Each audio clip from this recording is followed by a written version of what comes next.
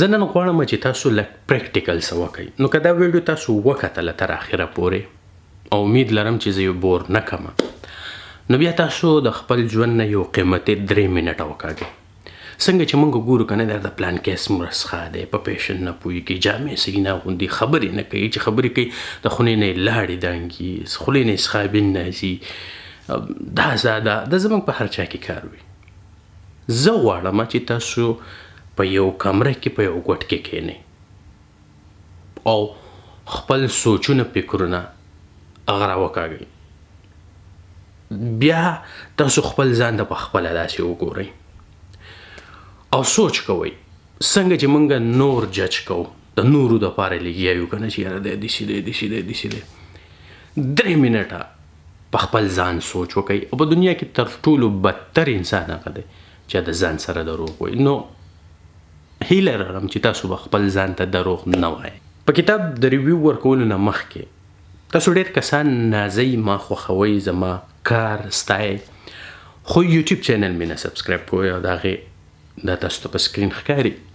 زه تاسو ته خواست کوم که تاسو زما کار خوښي نو پلیز تاسو زما ویډیو د نورو سره شریک کوئ، زما یوټیوب چینل سبسکرایب کوئ او ما په انسټاګرام فالو کوئ. د دې سره یو 2-3 داسې کسان دي چې دا فیسبوک دا فیچر مالا ډېر نوی راکړی، یو نیم هفته وشو. 3 کسان آلریډي داسې راغلي دي چې هغه ماته د میاشتې $3 راکوي. دا خو شو خپل صفتونه او خپل ځان په خپله سپانسر کول. اوس به راشو په کتاب به لږ بحث وکړو. د 7 habits of highly effective people، هغه عادتونه چې په یو کامیاب انسان کې موندلی شي. په دې کې د ټولو نه اول دی بی پرواکټیو. بی پرواکټیو یعنی پرو مخکې، اکټیو تیار، چابک. کم خلک چې پرو اکټیو وي، د مخکې نه ځان تیار ساتي، دی به کامیاب وي. اوس د دې په الټ کې موږ کم خلک یو، موږ یو ریاکټیو، موږ به جاړو، موږ به هر څه په بل ورړو، یعنې څه وشي بس د الله مرضي ونه، بس زموږ حکومت خراب دی، زموږ قسمت خراب دی. دغه خلک چې دي پرو اکټیو، دی به خپل پوره کوشش کوي. اوس الله خو موږ پیدا کړو، د الله خو په هر کار کې لاس هم دی، خو هغه تا ته وایي ته به محنت کې تر اخر منټه پورې به خپل محنت کې کوشش وکړې. نو موږ کوشش نه کوو، موږ جذباتیان یو، بس چغې چغارې او زنده باد مرده باد بړه بړو. نو که تاسو پرو اکټیو یئ نو تاسو به جاړئ نه، هر ټایم به چابک یئ، ځان به مقابلې ته تیار ساتئ. دویم عادت دی begin with the end in mind.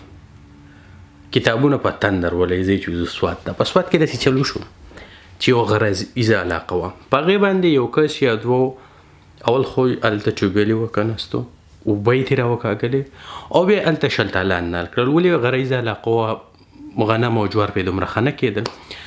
سړي اولنی فصل خرڅ کړی دی، ښې پیسې ورته راغلي دي. بس نورو خلکو چې لیدلي، کم ریاکټیو خلکو چې لیدلي دي چې سوچ فکر یې نه وي که نه، بس وردانګي. هغه ځمکې چې کمې د اوبو نه لاندې وي هغو به ښه فصل کوو، پیاز به یې کول، ټماټر به یې کول، شوله به یې کوله، غنم به یې کول. وروره دړه در ټول سوات چې دی یو شلتالو دی، شلتالان نال شول وروره. ولې هلته هغه کس چې دی هغه پیسې ګټلې وې او دی وی چې وروره موږ څه کوو چې پیاز او ټماټر نالو. د دې خلکو د ټولو چې فصلونه په یو ځای راورسېدل، اوس خو هلته یو داسې فیکټري نشته چې د دې نه دا شلتالان واخلي، یا هلته نور څه داسې دغه نشته چې جیم جیلیز معاملې یا جوس ترې ښکي او دې ته دغه ورکړي، خو ټول یې لیږي پنجاب ته. د پنجاب په وزیر اعظم جوړوي، ښکته یې ولیږي، بره یې ولیږي چې دې له 100 روپۍ ورکړي.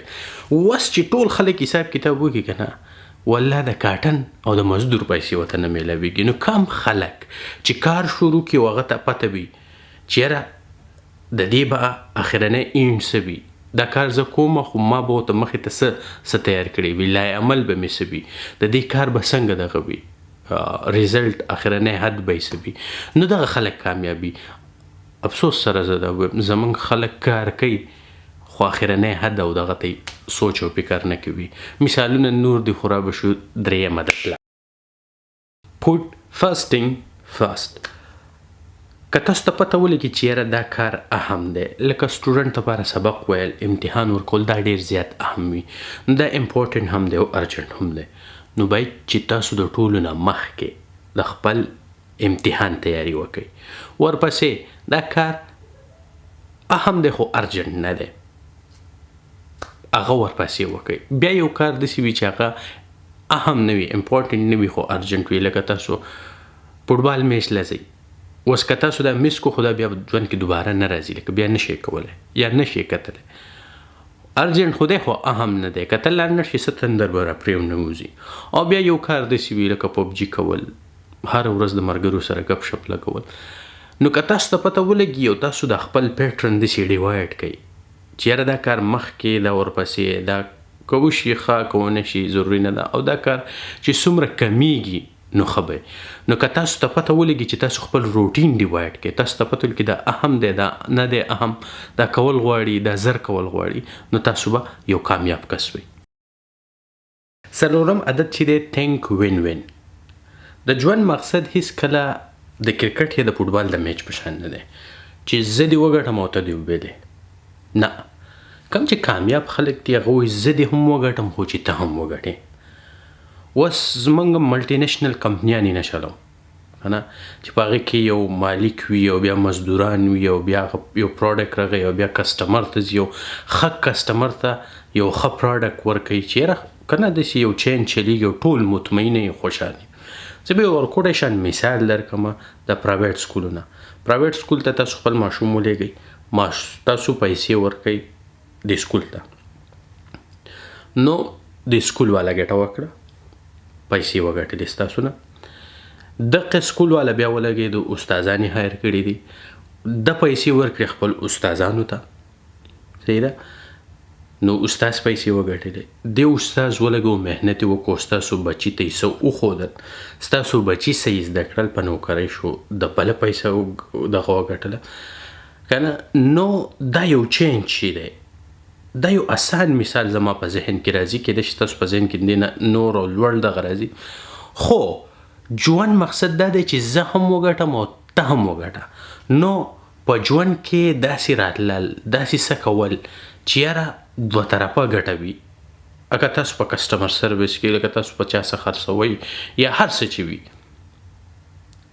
اوس نرسنګ دی، نرسنګ یو اسپتال تاله پیسې درکوي، دا موږ ګورو که نه په د انټرنیټ باندې، مریض ښه شي د انګریزان نرسیانې ورسره ګډېږي. اوس زموږ هغه چې دي که مړ شي او که دغه شي، زما کار نه دی، زما کار دا دی چې زه دلته راغلی یم، تا له میستنه وله دغه نه. نو تاسو سوچ او فکر داسې وکئ، داسې څه وکئ چې تھنک وین وین، زه دې هم وګټم او ته دې هم وګټې. پنځم عادت چې دی سیک فرست ټو انډرسټینډ دین ټو بی انډرسټوډ. اوس زموږ پښتانه چې دي که یو قلقلا خان دی بل 260 قلقلا خان دی، که یو غصه دی کنځل ویل کې له بل سره چاړه پل. دلته په دې کتاب کې وایي چې سیک فرست ټو انډرسټینډ. ته یو اسپتال ته لاړ شې، اسان مثال دی، کتابونه پرېږدئ، اسپتال ته ته لاړې او یو 20 سکنډه د هغه ماحول ته سوچ وکړو، ځان د پوهه کولو کوشش دې وکړو. تا وکتل چې یاره په اسپتال کې ډېره زیاته ګڼه ده، نرسه هم مصروفه ده، صحیح ده، ډاکټر هم مصروف دی، ستا هغه کوم غصه چې ده، ریاکشن چې دی، هغه هر سره چې دي، هغه एकदम چې کله ته په هغې ماحول، په هغې کس، د هغه په هغې پوزیشن باندې ځان پوهه کې، ستا حالات نارمل ته راځي. دا ټرای وکئ. بیا که هغه ته ووایي چې یاره تاسو ډېر مصروفه یې، خو که موږ له یا زموږ مریض له څه ټایم ستاسو دغه وي، یا ما ته نمبر راکړئ یا راشئ ویې ګورئ. ته د ځان سره یو خو دې په دې 20 سکنډه کې خپل هغه غصه هر سره کنټرول کړ، ځان دې پوهه کړو د هغه په سچویشن، د هغه په حالاتو. خو د هغې سره سره تا څه وګټل؟ تا د هغه کم ستا سره چې په چړه چوړکۍ به خبرې کولې، هغه دې هم بدل کړ. ابه تاسو له داسې سروس درکړي چې تاسو به حیران شئ. نو دا حالات واقعیت نه دي، دا بدلیږي، دا میګنیټک ویوز په شان کار کوي. خو که تاسو په هغه کې هغه کس محسوس کوي، د هغه پوزیشن محسوس کوي، د هغه هر سره محسوس کوي چې یاره دی د کم څیز نه تېرېږي، دا پلان کې کس قار دی ولې قار دی په څه شي قار دی نو first to understand and to be understood. شپږم عادت چې دی هغه دی سنرجایز ډینې انرژیانې چې راجمع شي هغې ته سنرجایز وایي.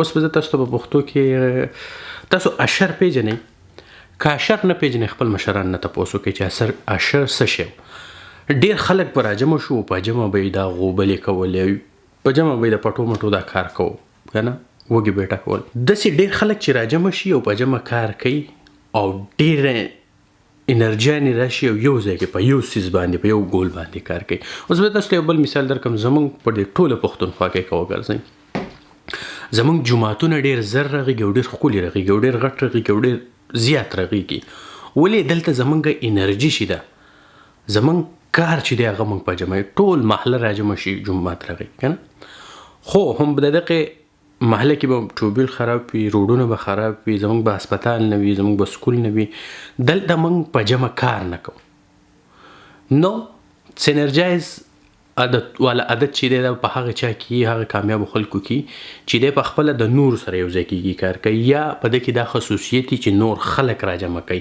او په جمع یو کار اخلي. نو اخرنی عادت چې دی شارپ اندازه یعنی خپله اره یا اوزار تیره کول ځان اپډیټ کول دا د کامیابو خلکو یو عادت دی.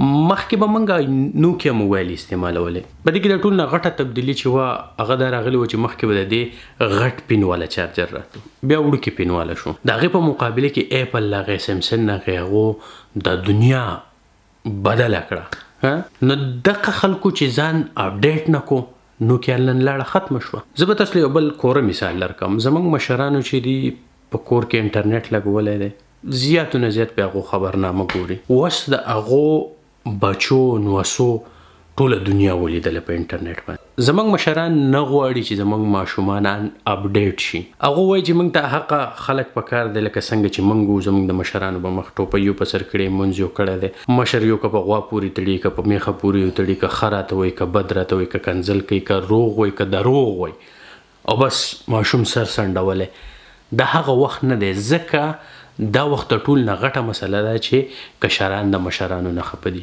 مشران د کشرانو سره خبرې نه کوي. نو دا زما یو وړوکی شان نظر و په دې کتاب باندې تاسو کولی شئ چې دا کتاب په خپله واولئ او په خپله یې ولولئ او ډېر سره ترې زده کوئ. زه په اخره کې بیا وایم چې زما یوټیوب چینل ته لاړ شئ سبسکرایب یې کړئ ما سپورټ کوئ زه به دړه نه دله کار کوم تر بلې ویډیو